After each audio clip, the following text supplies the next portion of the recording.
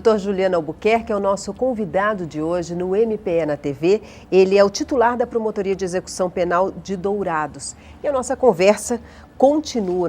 Viemos falando aí sobre ressocialização, viemos falando também sobre a situação aí de superlotação dos presídios, que é uma realidade que nós sabemos que existe, né, doutor? Mas eu quero saber do senhor, quais as condições mínimas para que uma pessoa consiga voltar à sociedade com mais dignidade, doutor? Então, a pessoa que, quando já praticou um crime, normalmente pelo histórico, por exemplo, quando a gente entra como promotor de justiça, a gente atua também na área da infância.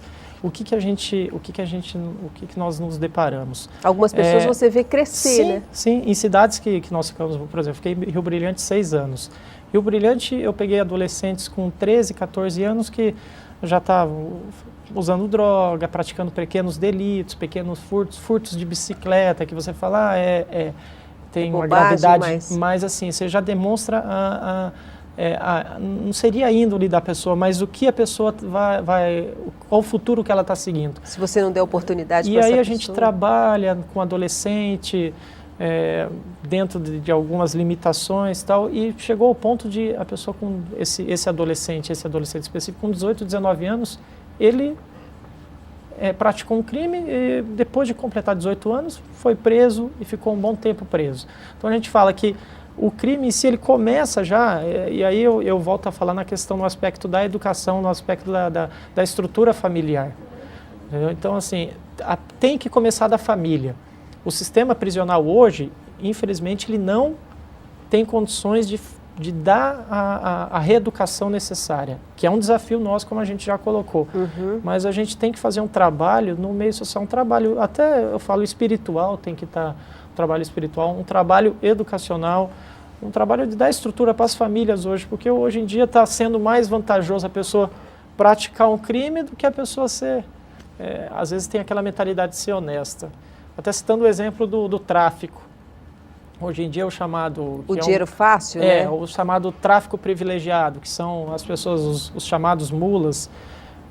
E aí é uma crítica que eu faço a alguns entendimentos que têm se concedido benefícios muito fáceis, até de certa forma entendo como ilegais, para aquelas pessoas que são presas com grande quantidade de drogas. Só que na verdade, por mais que são pessoas que estão apenas levando a droga, são pessoas que estão contribuindo para um problema muito maior, entendeu? E a pessoa ela tem a mentalidade assim que eu pratico crime, vou ficar 8 meses preso e saio e eles vou já voltar. fazem a somatória. Eles sabem de tudo, eles sabem mais até que a gente até fala, eles sabem mais até do que a gente, questão de pena, de cumprimento de pena, então eu acho que o trabalho principal é o trabalho educacional.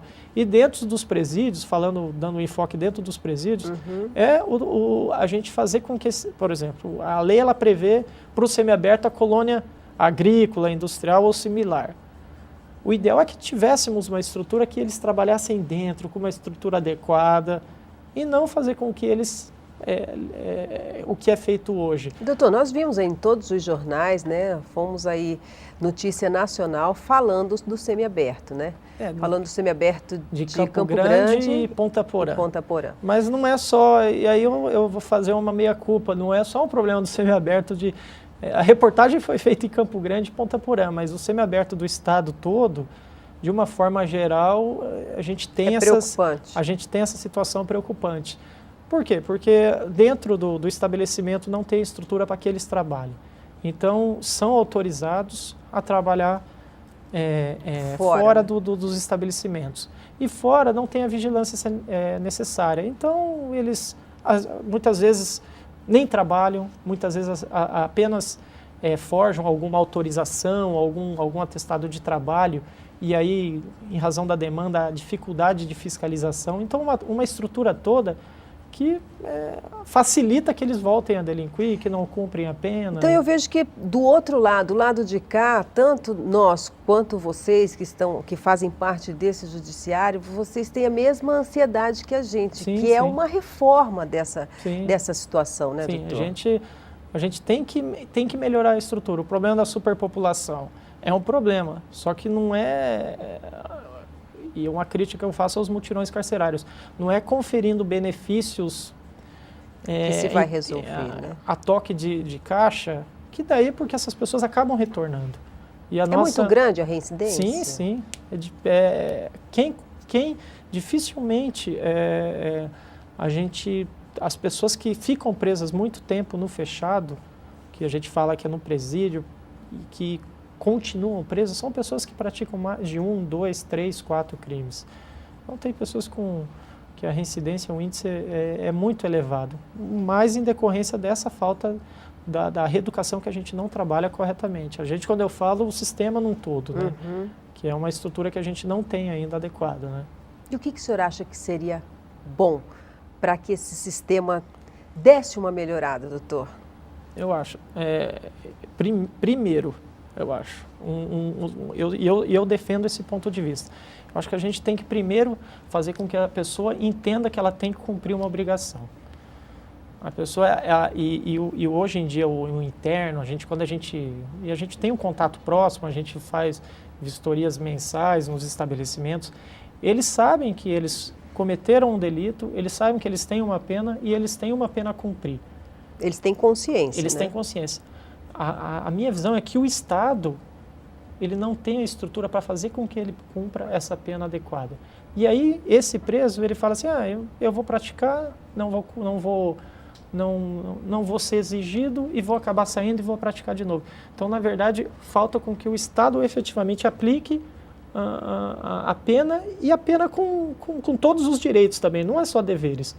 Com educação dentro do presídio, com saúde, muitos estabelecimentos pecam nisso, com acesso, com a própria lei, ela tem um sistema de dar assistência material à família, assistência educacional. Então, a lei de execução penal, ela tem esse aspecto. É o mínimo de dignidade também para essas pessoas. É o básico. E quando a gente vai fazer a vistoria nos estabelecimentos, é o que a gente busca. Não é eles estão lá dentro, ela tem que ficar. Não é isso, não. A gente tem que dar estrutura para que eles estejam lá bem. Porque senão... E que eles possam retornar para uma sociedade mais evoluída, né, doutor? Sim, acima de tudo. Doutor, foi um prazer conversar com você aqui. Obrigado. Venha sempre ao MP na TV, que a gente está sempre à disposição aqui para trazer mais informações. Obrigado. Estaremos para tratar de execução penal ou outro assunto. A gente está à disposição lá em Dourados também e buscar fazer um trabalho bom lá para, acima de tudo, colocar o nome do Ministério Público também para a sociedade, para ver o que a gente faz lá. Bom trabalho para vocês lá. Obrigado. Nós ficamos por aqui e até o próximo MP na TV. Tchau.